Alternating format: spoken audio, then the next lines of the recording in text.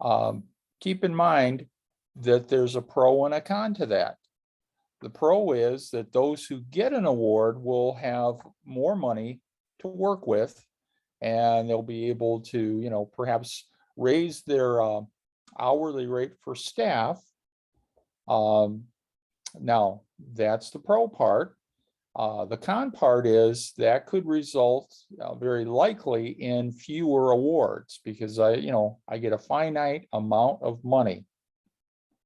So I wanted to get your feedback before moving forward with this on whether you thought that was a good idea to try to increase the award size.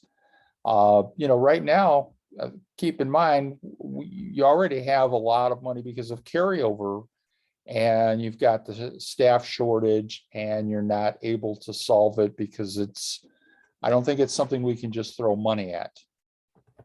But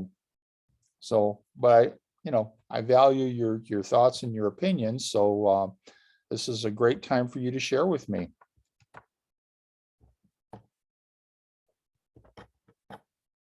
Any comments? Sure. This is Cassie. I most always have something to say. Yeah, my only concern would be, so like for us, if we have multiple cohorts, multiple grants, that if one is higher so that I could increase the pay rate, but one was lower, I would have to have consistent pay scale for all of it.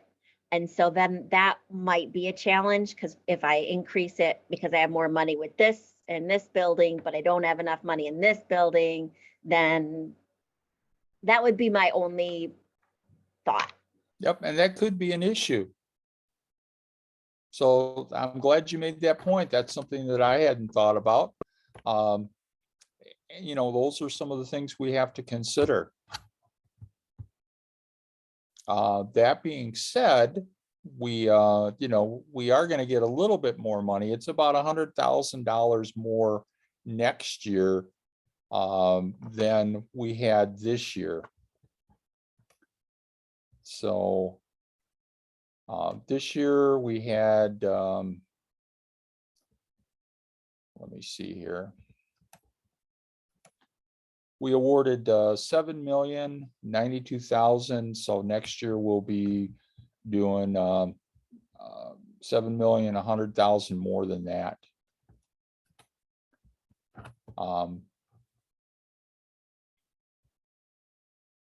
Any other comments? Things you've been thinking about?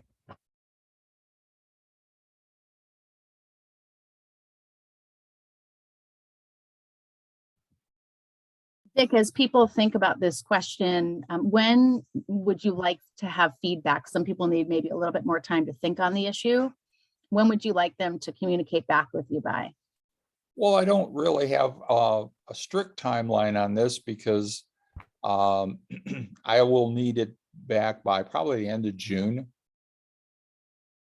Because after the school year, that's when we start planning for the next round. And maybe, rather than provide a large money, maybe we do a slow increase in the funding to make it a little bit easier. Do it over several years so that it's not, a big disparity between the current grants and the new grant. And that just came to mind based on Cassie's comments. So yeah, we've got to work this thing out.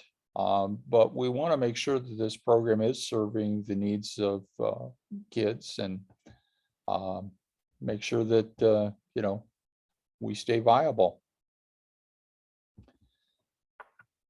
Okay, let's go on to the, oh, well, let me, can I share my screen?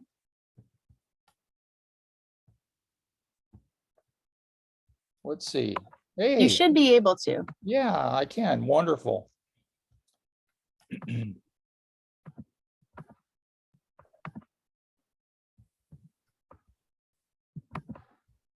Let me find that document here.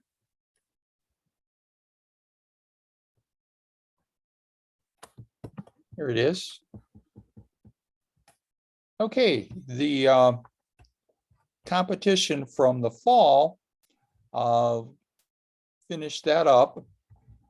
And I had been waiting to get approval to release it, Sometimes it happens within a couple of days, sometimes it's a couple of weeks. But this is earlier than last year, so that's a good thing. And you can see that who are the awards, and I always put them in rank order. So the highest score is at the top. Congratulations, Burlington. This year you got the highest score. And you can see, first year award, and then I've got the 5-year award. And that 5-year award needs to match the dollar amount that the feds provided for us for this competition. And our free and reduced lunch is 65%. It's a little bit lower than last year, but it's still pretty high. Shows us the schools, whether we're serving high school, elementary, middle school, and how many sites and how many kids. So we're serving, 1,599 students, and that's a good thing. And one of the things a little bit different this time was I added some things about finance down at the bottom.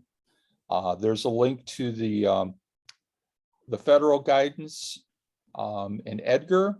There's a link to the OMB guidance, and there's a link to the department website, the guide for budgets and accounting. All those things, you should share that with your business office, and most of the business offices already know that. But we do have one new grantee, and that's Fort Dodge. So they'll be joining the new grantee committee. And also, as you have a lot of staff turnover, feel free that throughout the year, you can tell new folks if, they need to be in this committee for new grantees or staff transition. So we want to make sure that we, give people the information they need.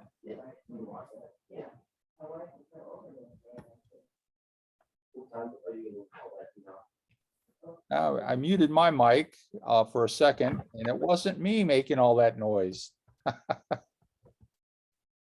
There we go. I think it was the Alliance. So, does anyone have any questions or comments about the awards?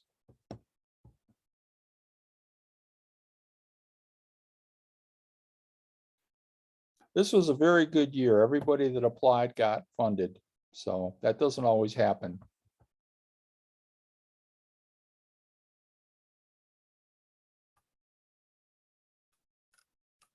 Okay, I'll stop sharing and we can move forward in the agenda.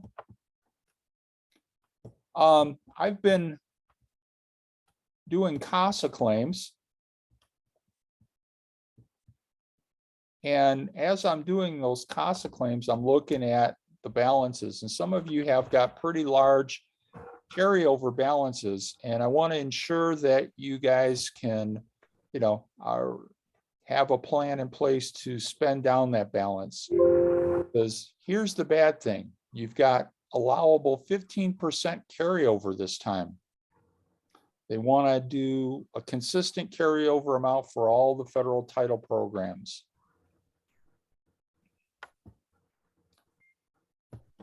So, with that in mind, if you need some help, feel free to contact me and we can have a meeting. It would be a good idea to have your business office participate so that they've got a good understanding.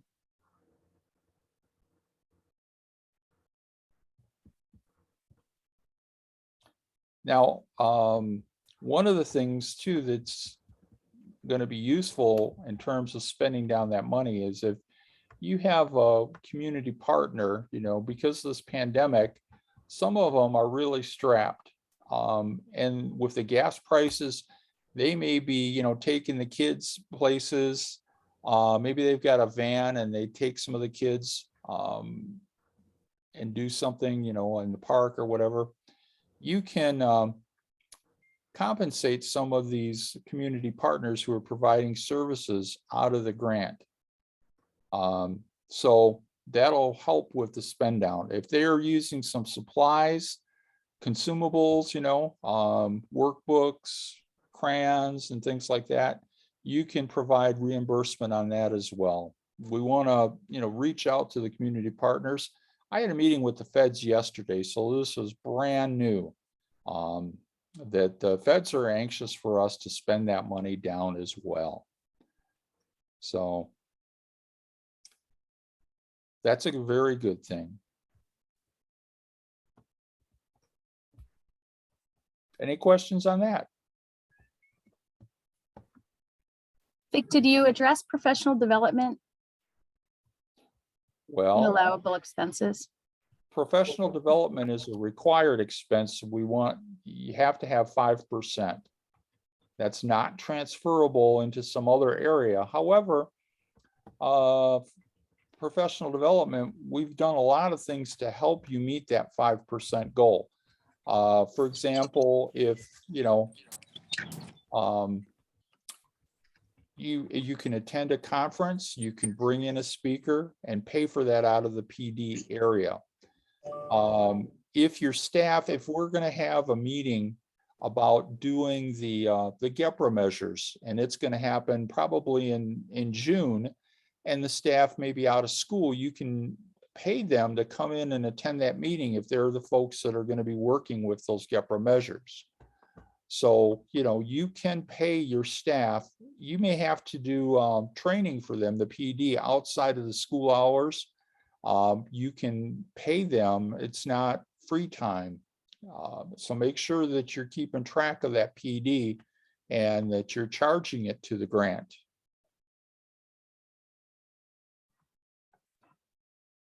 And Vic, to be clear, I know if there's summer workshops and things taking place during the summer, you referenced a stipend.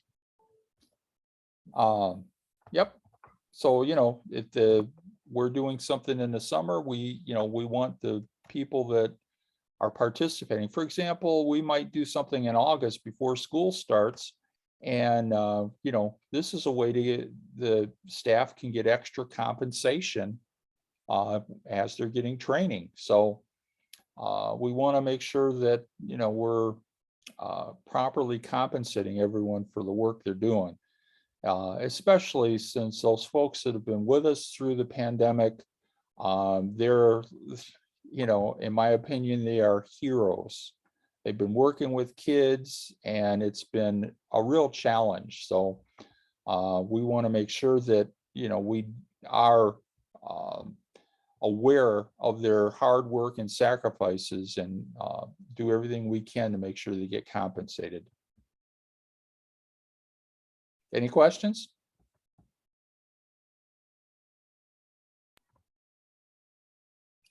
Okay, with that, I think we want to just make a quick announcement about the Iowa After School Alliance Conference and thank the PD committee. They've given some great feedback to Hannah McDowell. But the dates are set for the conference. It's September 22nd to 23rd, and it's going to take place at the Blank Park Zoo.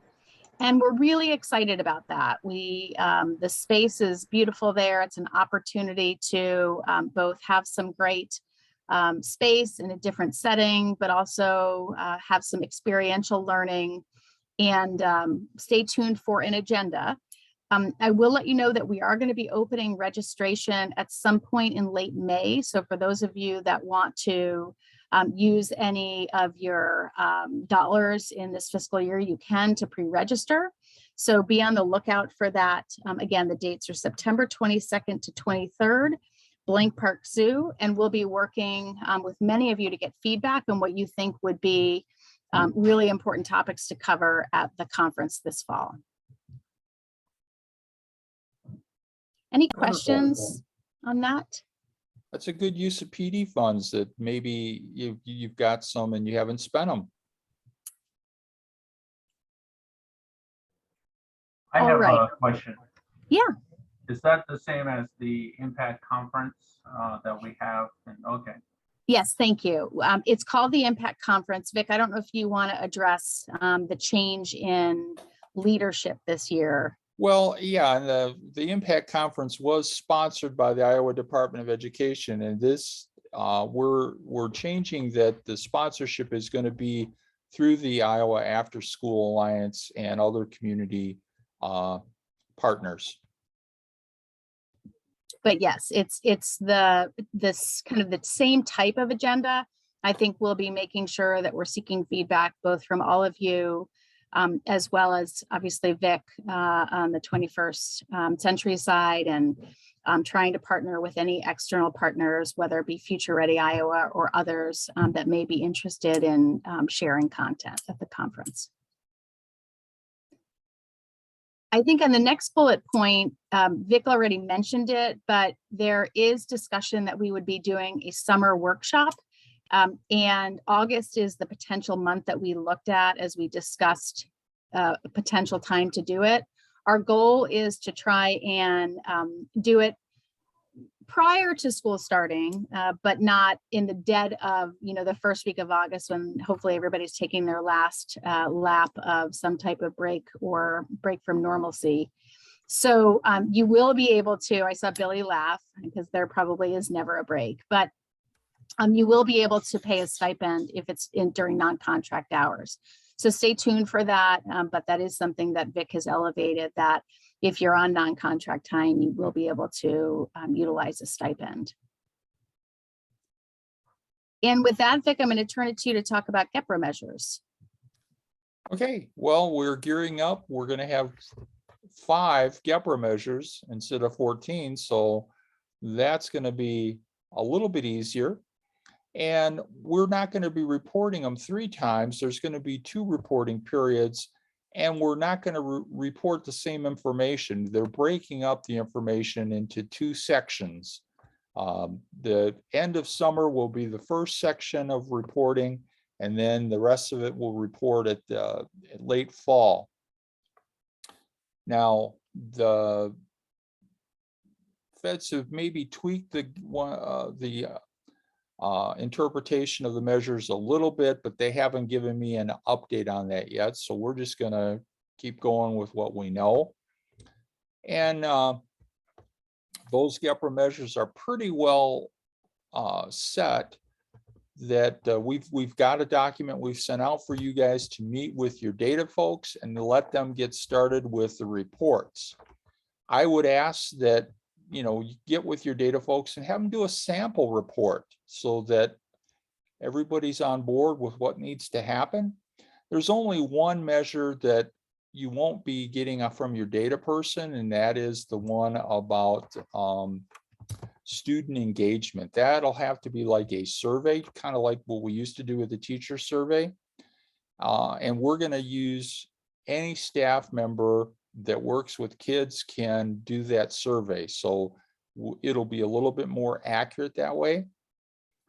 Because, in the past, I'm sure we asked some teachers who, their understanding of that student was from the classroom only.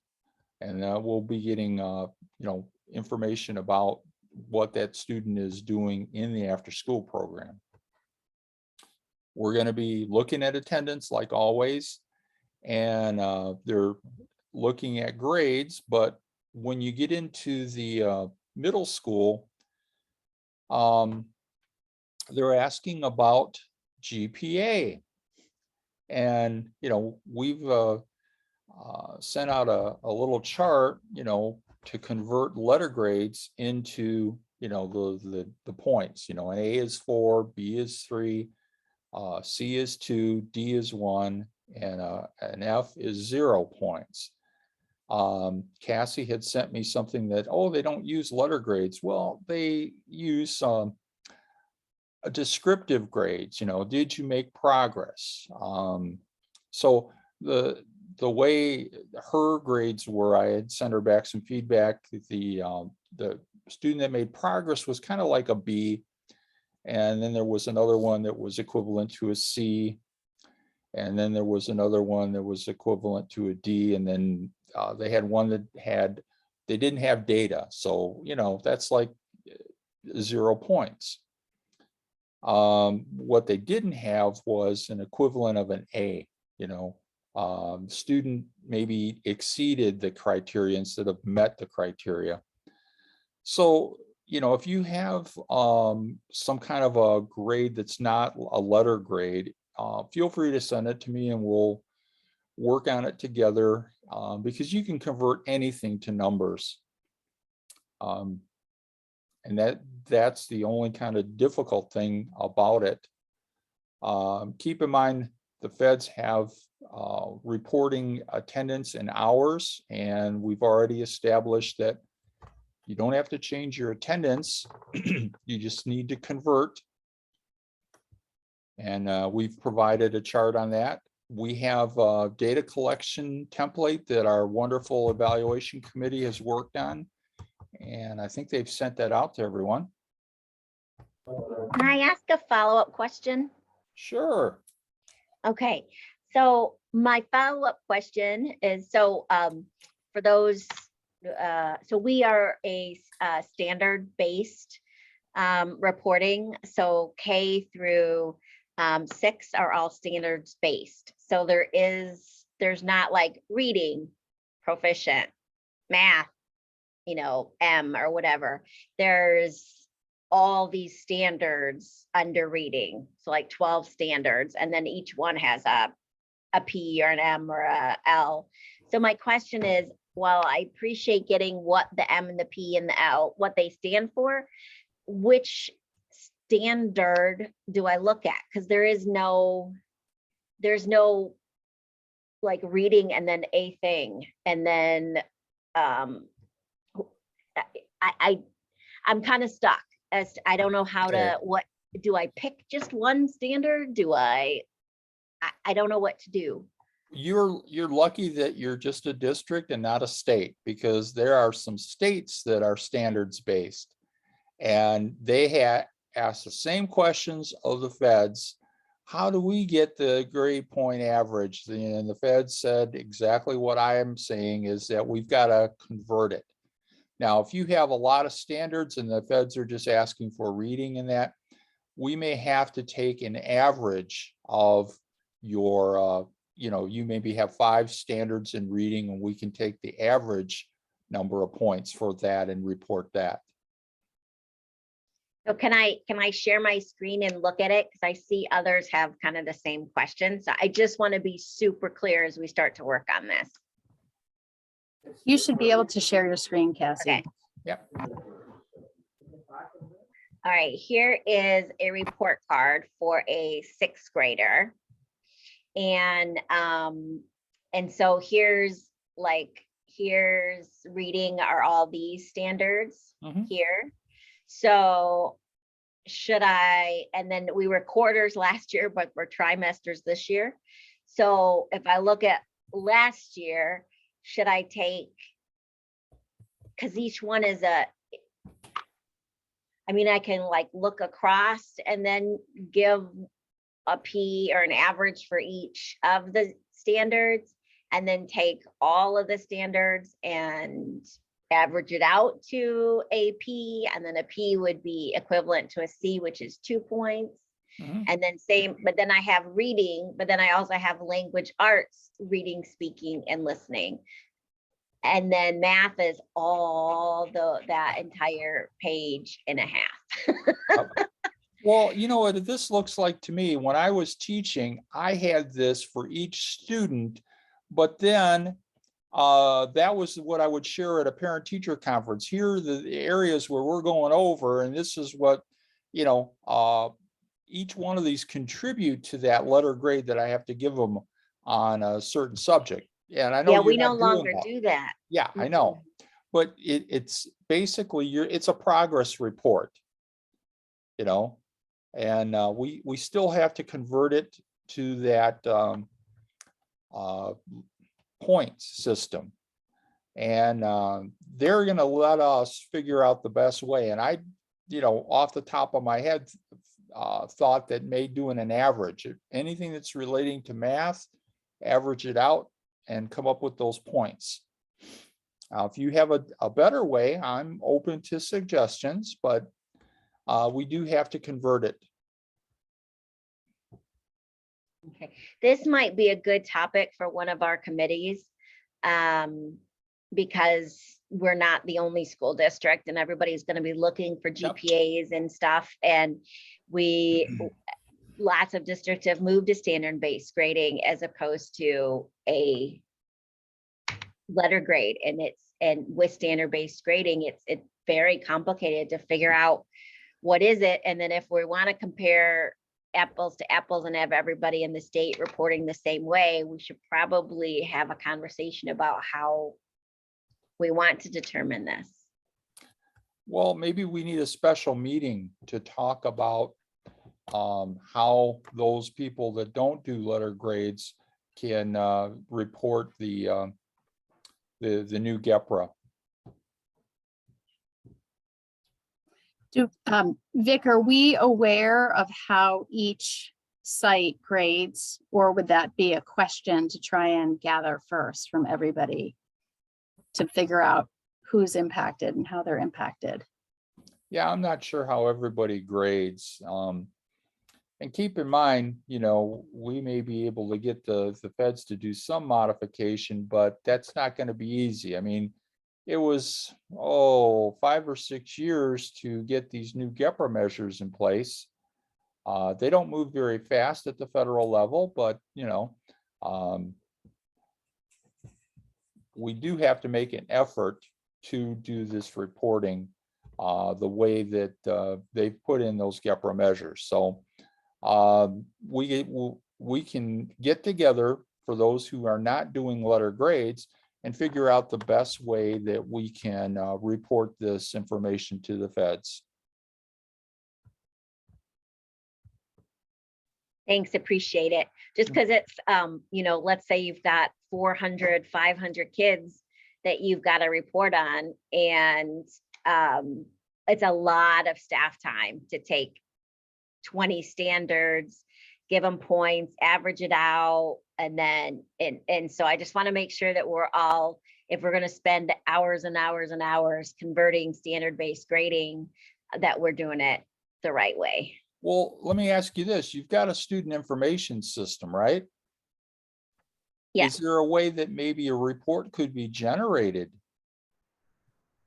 Not that would convert everything, average everything out, not that would do it. So the GPA part is for 8th grade.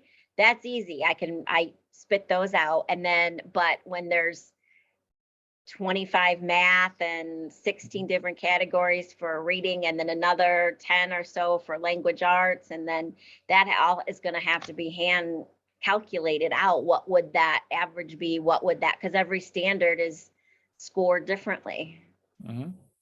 Well, I'm happy to put this question to the feds. In fact, I have a meeting with them after this meeting. It's actually not a federal meeting, it's a meeting of the states. And we get together and talk about our issues, and I'll certainly bring this up. And just like with attendance being the hours, the feds had twice as many hour increments as what we've got now, because the states, we got together and I says, well, who did this with the hours? And it came to find out that it was one of the federal contractors came up with that. And we started complaining, and it was, the next day they changed it. So hopefully, we can get you some relief, but all I can do is try. Vic, there's a clarifying question I got, and it says, do I understand we provide a point system for each letter grade, then average it out for the overall grade? Well, this is only for the GEPRA measure that asks for GPA. So it doesn't apply to an elementary program. It only applies to certain grades. So I suggest that if you're not doing a letter grade and you have all these different standards, you could do an average. That's just off the top of my head. Maybe there's a better way. If somebody has an alternative way, I'm open to suggestions. I'm always trying to be open to better ways of doing things. Just like when we reported in the old GEPRA, I gave you the option of reporting, from the assessment, or you could report the improvement from moving from one grade level to another. And I made available all the different ways that you could report student progress. So there may be an easier way than what we're thinking about right now. And if someone can come up with it, that would be wonderful, and we'll share it out. But right now, this is a little bit of a problem. So we'll work on it together, and I'll certainly bring it up at my next meeting. See what maybe there's something another state has.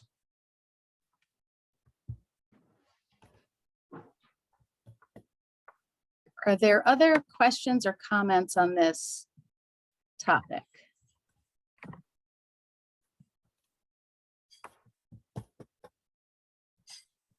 Okay, I'm just going to facilitate a quick around the horn committee chairs update.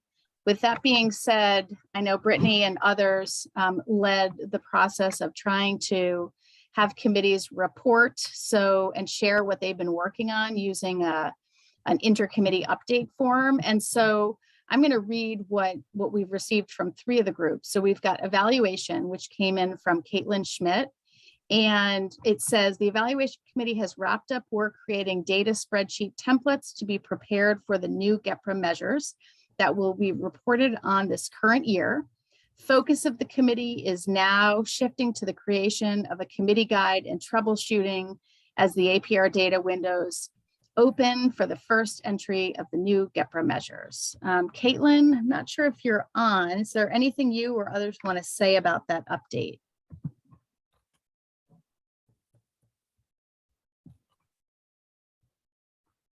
Okay, then Cassie, you're live in person, but this is what Cassie's update said from the Professional Development Committee. Discussed updates to the PD template, which will include additional definitions, allowing for multiple selections of type, in parentheses, family engagement, SEL, academic, which ultimately will provide the state accurate information. And then Shani from Family Engagement Committee, it says Family Engagement Committee continues to note and brainstorm ideas on best practices. The final product of this year's work will update the Family Engagement Guide and create a shared Google workspace for all grantees around family engagement. So those are great updates that were provided. I know Brittany mentioned she sent it out late last night. So are there other committees represented that want to do a quick update on what they've been up to?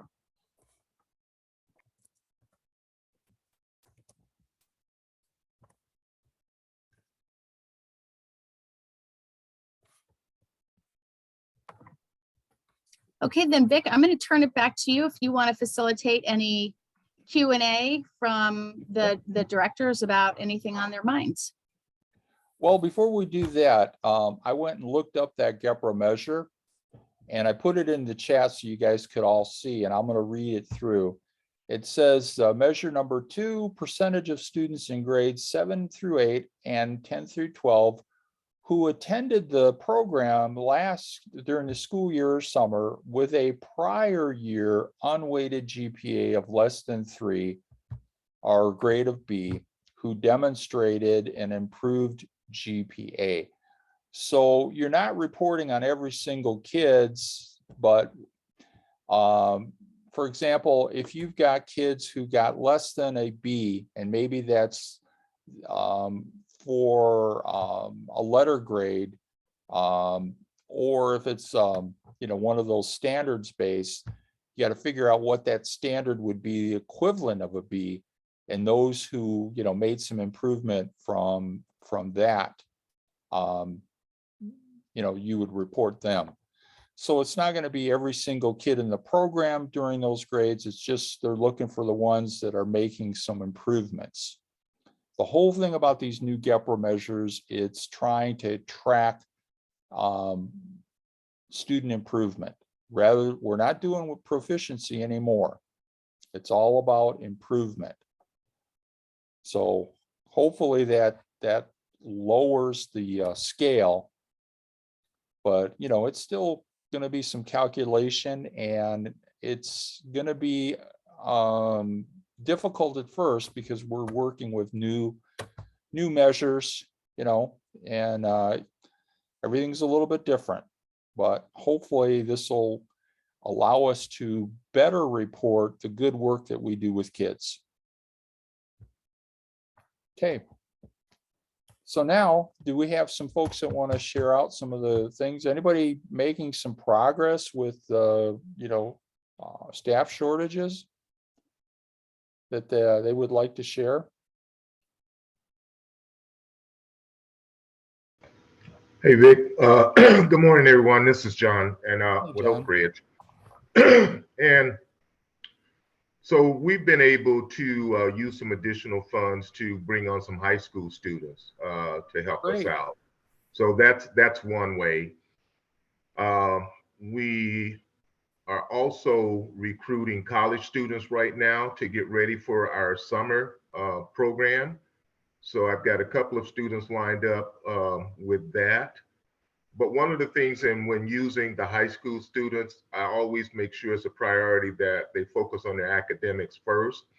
So what we may do is allow them to work a couple of days a week, and then they have to focus strictly on academics other few days. So, but that's just kind of one of the things that we've been doing. And Billy and the group have done a great job with SEL when it comes to creating reading buddies to come in and work with the kids. And so that's a twofold thing. Number one, it allows the students to read to the children, to the students in the classroom, but it also helps them with their reading skills as well. So it's kind of twofold.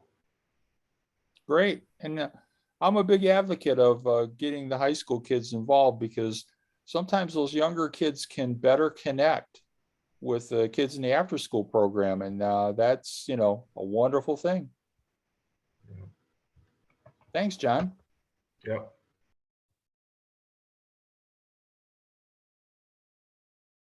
Anybody else want to share something you're doing with to work on the staff shortage, or maybe you've got some other area that you've made some progress in? I can share. This is Bobby Joe Sheridan with Des Moines Public Schools, and we partner. So the schools, 21st Century Schools that I work with are all on the south side, and so we partner with Lincoln High School. They have Build Lincoln Higher, which is one of their booster organizations for the school, and so through that we utilize Lincoln High School coaches and athletes in their off season to come and work with our elementary students. So it's great for our high school students to get involved. And then for our coaches, they are utilizing, it's in their off season. So sports for elementary are a little bit opposite of high school, but it's a really great partnership. And our students absolutely adore our high school students and our coaches. And we're also doing the same things with some other clubs with Lincoln. So we have drama. That is coming in, and Lincoln just had their fantastic school musical. Sorry, I think I muted myself. Lincoln had their musical recently, so it's just been a really great partnership with the high school and utilizing their coaches and students. Great. Yeah. And you guys can compensate these high school kids as well for their time. And but you decide locally, how much compensation you want to give them, but that's also an incentive. You might give a student the experience that leads them to say, hey, I want to be a teacher. This was really good working with kids. So keep that in mind also, that you're not only helping your after school kids, you might be helping these high school kids decide a career choice for the down the road. Great. Any other comments?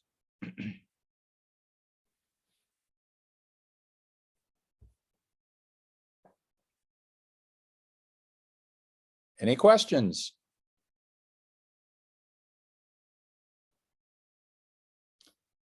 Well, okay, then we can end this meeting a little bit early. Thanks, everyone. Have a great school year.